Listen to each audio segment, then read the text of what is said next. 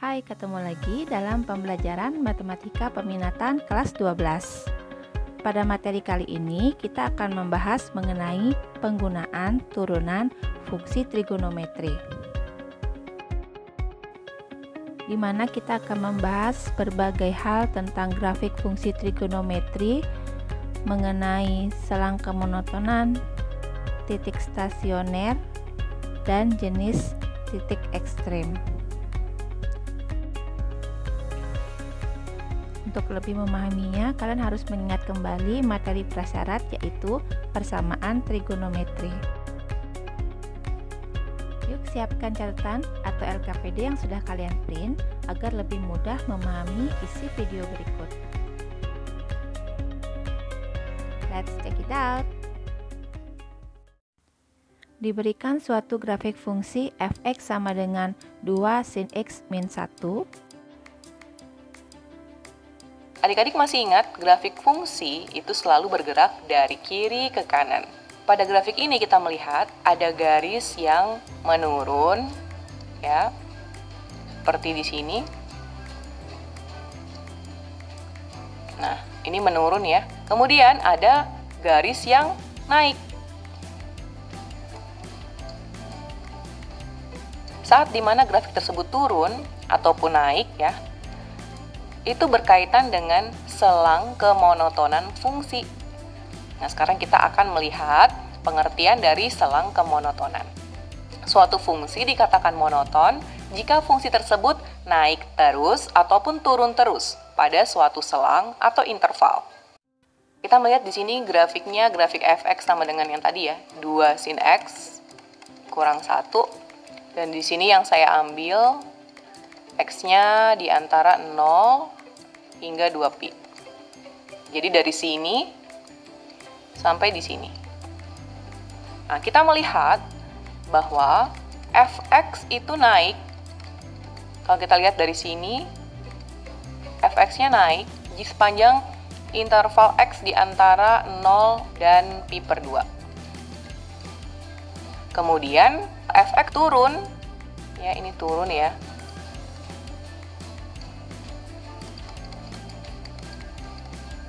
Saat di interval X-nya antara pi per 2 sampai 3 pi per 2. Kemudian f(x) naik lagi dalam interval X. Kita tuliskan di sini ya, karena sama-sama naik. Di antara 3 pi per 2 dan 2 pi. Adik-adik, ini yang disebut sebagai selang kemonotonan. Jadi fungsinya itu monoton naik pada selang X di antara 0 pi per 2 atau X di antara 3 pi per 2 dan 2 pi. Kemudian f(x) turun itu untuk interval X di antara pi per 2 dan 3 pi per 2. Nah, masalahnya adik-adik, jika diketahui hanya bentuk fungsinya tanpa ada gambar, bagaimana cara kita menentukan interval naik dan turunnya? Nah, adik-adik, di sini kita menggunakan teorema kemonotonan. Andaikan f kontinu pada interval i dan dapat didiferensialkan pada setiap titik dalam dari i berlaku. Jadi di sini yang pertama, jika f aksen x lebih dari 0, f aksen x itu berarti turunan pertama dari fungsi tersebut lebih dari 0. Untuk semua titik di dalam x dari i, maka f naik pada i, pada interval i ya.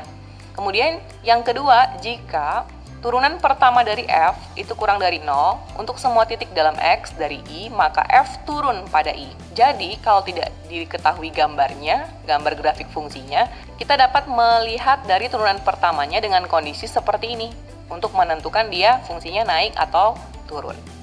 Nah, di sini simpelnya fungsi akan naik jika turunan pertamanya bertanda positif dan fungsi akan turun jika turunan pertamanya bertanda negatif. Kita lihat contoh ya, di sini ada contoh yang tadi diberikan kurva dengan persamaan f(x) sama dengan 2 sin x kurang 1. Ini kurva yang tadi ya adik-adik. Untuk x di antara 0 dan 2 pi. Tentukan selang saat f(x) monoton naik dan monoton turun. Jadi di sini ceritanya tidak diketahui gambarnya. Maka kita bisa menggunakan teorema kemonotonan. pertama-tama adik-adik kita perlu menentukan turunan pertama dari X. Jadi di sini turunan pertamanya adalah kita turunkan 2 sin X menjadi 2 cos X. Kemudian min 1 jadi 0 ya. Jadi cuman 2 cos X. Kemudian untuk mencari F naik, maka caranya adalah F aksen X kita buat lebih dari 0. Sehingga di sini 2 cos X lebih dari 0. Kemudian 2-nya kita pindah ruas ya. Jadi cos X lebih dari 0/2 alias 0. Nah, sampai di sini kita akan bawa ke dalam bentuk persamaan kosinus ya. Jadi di sini kita akan ganti tandanya dulu untuk sementara menjadi cos X sama dengan 0. Kemudian berdasarkan persamaan trigonometri ya untuk kosinus, kita harus buat seperti ini. Jadi cos X sama dengan cos theta. Cos theta adalah 0, berarti tetanya adalah 90 derajat atau pi/2. Nah, dari sini kita bawa kedua solusi ya. Jadi solusi pertama itu adalah tetanya berarti pi/2 ya, ditambah dengan k kali 2pi.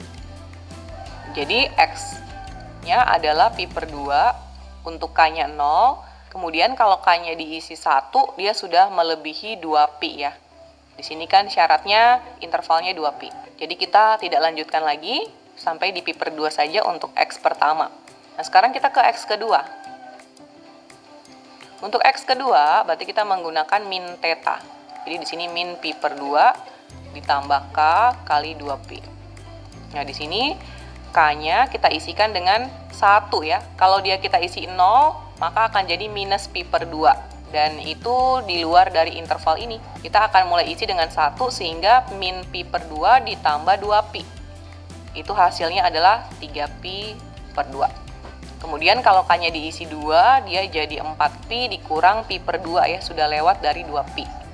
Jadi tidak kita lanjutkan. Nah, kita sudah dapatkan X-nya pi/2 dan 3pi/2. Nah, adik-adik, di sini kita akan bawa ke uji turunan pertama.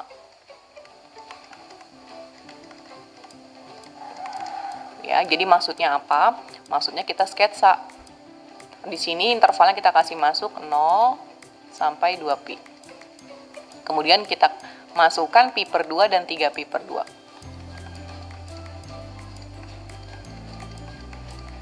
Sekarang kita lihat di sini. Dengan adanya pi/2 dan 3pi/2, maka terdapat 3 daerah ya. 3 daerah ini akan kita isi dengan tanda, apakah dia plus atau min. Tanda tersebut didapat dari kita menguji sebuah nilai X. Jadi kita ambil yaitu pi ya. Nah, kita akan masukkan, kita akan uji nilai X sama dengan pi ini ke dalam turunan pertama. Makanya namanya uji turunan pertama. Nah, turunan pertamanya pi. Kita masukkan pi-nya ke dalam turunan pertama yaitu 2 cos X. Jadi 2 cos pi dan hasilnya adalah minus ya. Minus 2 ya adik-adik ya. Karena cos pi kan minus 1, jadi minus 2. Karena tandanya minus, maka daerah di sini minus dan daerah di kirinya positif, daerah di kanannya positif. Jadi selang-seling ya adik-adik ya, karena fungsi trigonometri itu kan periodik. Maka kita akan buat dia selang-seling. Kalau adik-adik dapat di sini positif, maka kiri dan kanannya adalah bertanda negatif. Berarti adik-adik karena ini tandanya positif, kita dapat menyimpulkan bahwa F naik itu pada interval yang bertanda positif. Berarti X-nya itu di antara 0 dan pi/2 atau X-nya itu di antara 3pi/2 dan 2pi. Kemudian kita bisa langsung saja menyimpulkan untuk fungsi turunnya, yaitu yang bertanda negatif. Jadi ini sekaligus kita kerjakan naik dan turun ya, yaitu X di antara pi/2 dan 3pi/2. Tetapi adik-adik, di sini juga kita dapat melihat bahwa ada saat-saat di mana fungsi f(x) ini berada dalam keadaan tidak sedang naik ataupun tidak sedang turun, yaitu ketika di sini. Di sini,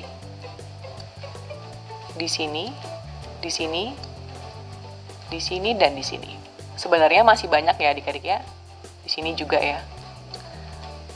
Nah, saat di titik-titik seperti ini, fungsi tersebut tidak dikategorikan sebagai fungsi yang naik ataupun turun. Karena saat fungsi tersebut berada dalam titik merah ini, ya, misalnya saja yang atas ini ya. Saat di sini, fungsi tersebut dalam keadaan berbalik ya, dari naik, kemudian berbalik menjadi turun. Nah, adik-adik sebenarnya apa sih titik ini? Atau kondisi yang seperti ini? Nah, kita akan melihat yang namanya titik stasioner. Ini pengertiannya adik-adik. Titik saat fungsi berada dalam keadaan diam atau stasioner atau tidak sedang naik ataupun turun, itu disebut dengan titik stasioner. Nah, jadi di sini kalau kakak ambil tadi fx sama dengan 2 sin x kurang 1, kakak ambil lagi intervalnya. Ini saya potong ya. Jadi cuma mau lihat x yang di antara 0 dan 2pi. Kita lihat di sini titik-titik stasionernya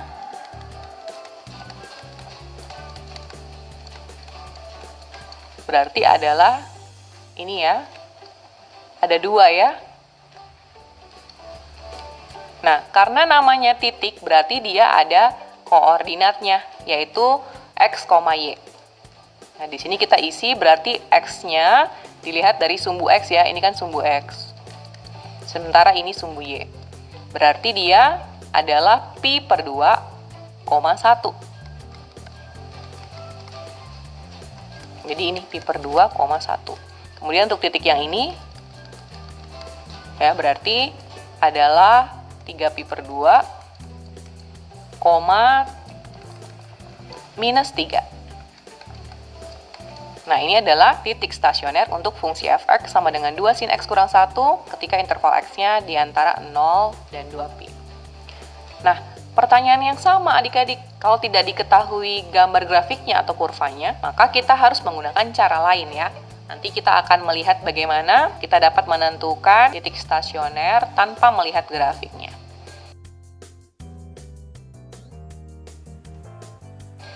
Nah, ini ada istilah lain ya adik-adik untuk titik stasioner. Dia adalah disebut juga titik kritis atau titik balik atau titik ekstrim. Oke, kita melihat di sini titik stasioner dari suatu fungsi fx. Kalau kita misalkan dia adalah a, b, titik koordinat ya adik-adik ya, a, b. Nah, untuk menemukan a-nya, kita dapat menggunakan turunan pertama dari fungsi, kita buat sama dengan 0. Nanti hasilnya, hasil x-nya, kalau dikerjakan dapat x ya, itu adalah nilai a-nya. Nah, kemudian untuk mencari nilai b, caranya adalah tinggal nilai a ini dimasukkan ke dalam fungsi fx. Jadi dimasukkan ke dalam fungsi di sini ya, a-nya. Lalu dikerjakan dan dapat nilai dari b. Nah, adik-adik, b di sini atau ordinat dari titik stasioner suatu fungsi itu disebut juga sebagai nilai stasioner atau nilai balik atau nilai ekstrim dari fungsi fx. Jadi adik-adik kalau pertanyaannya adalah titik stasioner, maka adik-adik harus memberikan titik koordinat ya, yaitu a, b dengan cara seperti ini untuk mendapatkannya. Tetapi kalau soalnya yang ditanyakan adalah nilai stasioner atau nilai balik atau nilai ekstrim, ya pokoknya nilai ya adik-adik, maka yang adik-adik berikan adalah nilai B-nya. Tetap sih caranya adik-adik harus cari A dulu untuk mendapatkan B. Nah, kita lihat contoh di sini. Diberikan kurva dengan persamaan fx sama dengan 2 sin x kurang 1 untuk x di antara 0 dan 2pi. Tentukan nilai stasioner dan titik stasioner dari fx. Nah, seperti yang tadi, berarti adik-adik harus tentukan dulu turunan pertamanya. Turunan pertamanya sama kayak yang tadi ya, berarti jadi 2 cos x. Baru setelah itu adik-adik cari f aksen x sama dengan 0 ya. Di 2 cos x sama dengan 0. Kemudian 2-nya dipindahkan menjadi 0 per 2 alias 0. Kemudian dibawa ke persamaan kosinus kayak tadi ya, yaitu di sini cos pi per 2. Nah, sehingga didapatkan x-nya tadi adalah pi per 2 dan juga 3 pi per 2. Ini sama kayak yang tadi ya adik-adik. Nah, adik-adik, x yang didapat ini adalah nilai A-nya. Nah, sekarang kita akan mencari nilai B. Caranya adalah nilai A dimasukkan ke dalam fungsi fx. Jadi di sini untuk x sama dengan pi per 2, maka f pi per 2-nya itu adalah 2 sin pi per 2 kurang 1. Pi per 2 nilainya adalah 1 ya adik-adik. Sehingga di sini dia jadi 2 kurang 1 dan hasilnya adalah 1. Kemudian untuk x sama dengan 3 pi per 2 dimasukkan ke dalam fungsi f, yaitu 2 sin x kurang 1, jadi 2 sin 3 pi per 2 kurang 1.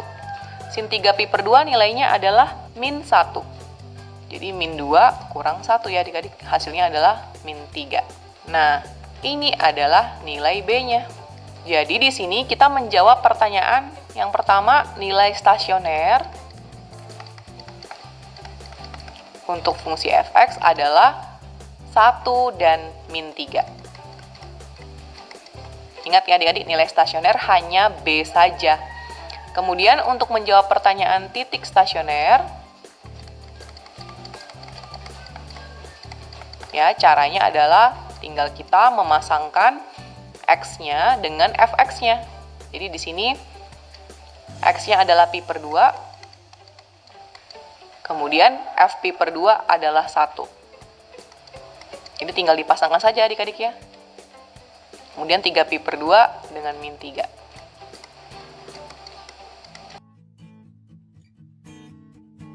Untuk jenis ekstrim. Nah, adik-adik, menentukan jenis nilai ekstrim fungsi dilakukan dengan menggunakan uji turunan kedua. Ini juga berarti penerapan kembali dari turunan ya. Jadi turunan pertama tadi digunakan untuk menentukan selang kemonotonan dan juga titik stasioner dan nilai stasioner. Dan sekarang uji turunan kedua itu untuk menentukan jenis ekstrim dari fungsi tersebut. Untuk fungsi fx kontinu dan diferensiabel yang memuat x sama dengan c berlaku. Yang pertama, kalau turunan kedua dari f, kemudian x-nya diganti dengan c, itu hasilnya kurang dari 0, maka fc, jadi fungsi f-nya dimasukkan nilai c, itu adalah nilai ekstrim maksimum atau nilai balik maksimum. Untuk f aksen-aksen c yang lebih dari 0, maka fc adalah nilai ekstrim minimum atau nilai balik minimum dari fungsi f. Jadi di sini kebalik ya adik-adik ya. Di sini kalau turunan keduanya kurang dari 0, maka nilainya adalah nilai maksimum. Sedangkan kalau turunan keduanya lebih dari 0, maka nilainya adalah nilai minimum. Nah, untuk yang sama dengan 0, di sini fc-nya itu bukan merupakan nilai ekstrim dari fungsi f, ya, melainkan dia kalau dipasangkan dengan c, jadi c, fc, dia merupakan titik belok dari fungsi f. Nah, untuk titik belok kita akan pelajari lebih dalam lagi di materi tentang titik belok ya adik-adik ya. Oke, nah sekarang kita lihat contoh di sini.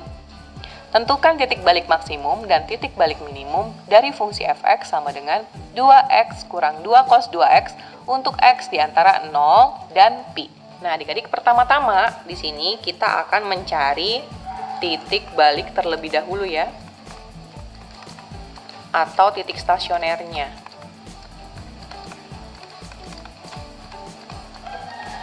Nah, caranya ya seperti kita mau menentukan titik balik atau titik stasioner, yaitu kita cari turunan pertamanya. Jadi di sini turunan pertamanya adalah 2, turunan dari minus 2 cos 2x itu adalah positif 4 sin 2x. Kemudian kita buat turunan pertamanya ini sama dengan 0, sehingga 2 ditambah 4 sin 2x sama dengan 0.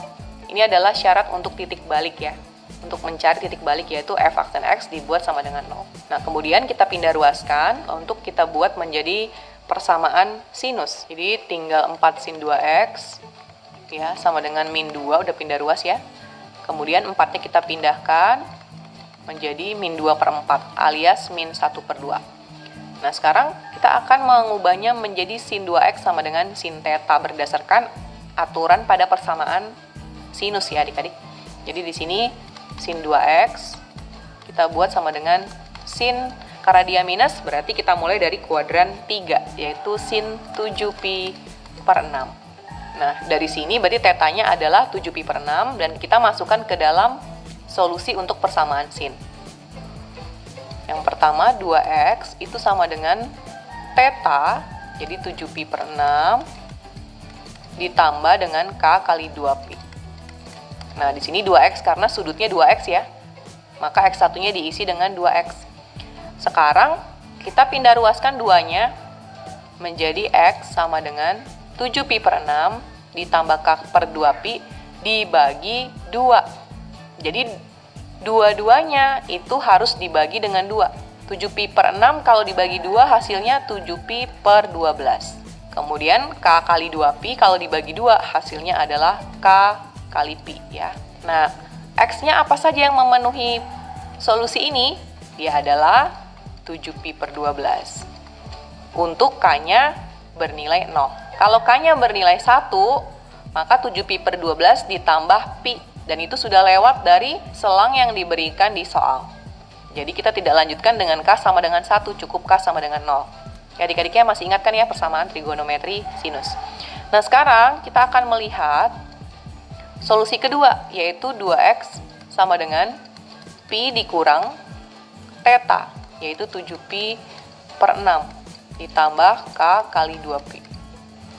Di sini, kalau ini dikerjakan, hasilnya adalah min pi per 6. Kenapa? Karena pi itu kan 1pi. 1pi itu adalah 6 per 6. Sehingga 6 dikurang 7, hasilnya adalah min 1 pi per 6 ditambah k kali 2pi. Nah, sekarang kita pindahkan lagi 2. Ya, di sini karena perkalian jadi pembagian lagi seperti yang di atas ya. Jadi min pi per 6 dibagi 2 hasilnya adalah min pi per 12 ditambah k kali pi. X yang memenuhi kalau k-nya itu diisi dengan 1. Jadi min pi per 12 ditambah dengan 1pi alias ditambah dengan 12pi per 12. Hasilnya adalah 11pi per 12. Untuk k yang lain sudah berada di luar selang ini ya adik-adik. Jadi didapat dua nilai x, yaitu 7pi per 12 dan 11pi per 12. Nah, setelah kita dapat x-nya, kita masukkan ke dalam fungsi fx. Jadi di sini kita masukkan pertama-tama 7pi per 12 ke dalam sini ya. Jadi 2 kali 7pi per 12 dikurang 2 kali cos 2 kali 7pi per 12. Nah, ini hasilnya adalah 7pi per 6 dikurang 2 kali cos 7pi per 6. Dan ini hasilnya adalah 7pi per 6 dikurang, nah cos 7pi per 6 itu hasilnya adalah minus setengah akar 3 karena dia di kuadran 3, maka bernilai negatif. Maka kalau dikalikan dengan minus 2 hasilnya adalah positif, 2-nya dicoret ya dengan setengah dan hasilnya adalah akar 3. Ini adalah nilai untuk x sama dengan 7pi per 12. Sekarang kita akan masukkan 11pi per 12. Jadi masukkan ke sini ya. 2 kali 11pi per 12 dikurang 2 kali cos 2 kali 11pi per 12. Dan hasilnya adalah 11pi per 6 dikurang 2 kali cos 11pi per 6.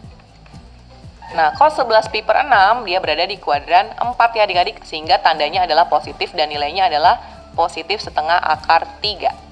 Sehingga dikali dengan 2, maka hasilnya tinggal akar 3 ya. Jadi 11pi per 6 dikurang akar 3. Nah, sekarang untuk menentukan apakah yang mana yang maksimum dan minimum, kita menggunakan uji turunan kedua.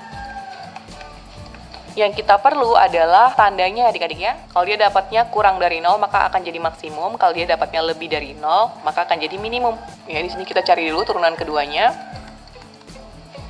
Kita lihat turunan pertamanya adalah 2 tambah 4 sin 2x. Jadi kalau ini diturunkan, 2-nya jadi 0.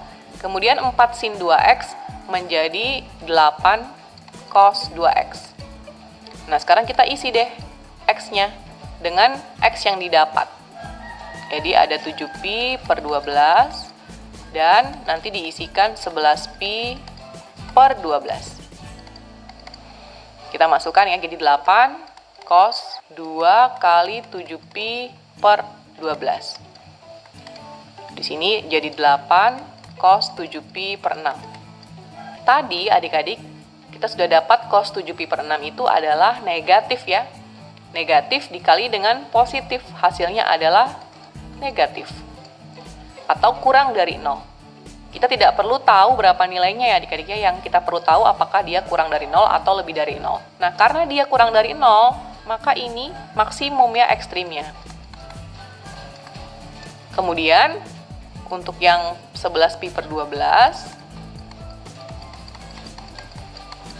ini jadi 8 kali cos 11pi per 6. Tadi cos 11pi per 6 itu adalah positif. Positif kali positif, hasilnya adalah positif. Dan ini menandakan bahwa X sama dengan 11pi per 12 ini adalah ekstrim minimum. Berdasarkan syarat pada jenis ekstrim fungsi. Di sini kita bisa menyimpulkan ya bahwa titik balik maksimum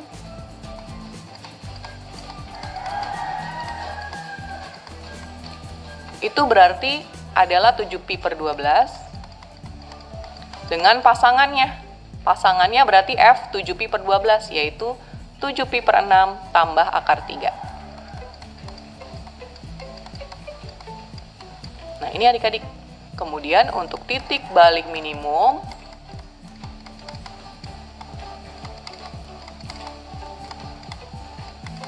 dia adalah 11pi per 12 dan pasangannya yaitu F 11pi per 12.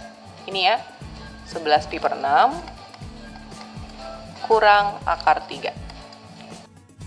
Nah, ini adalah grafik titik balik dari selang 0 sampai pi. Oke, sekian dan terima kasih.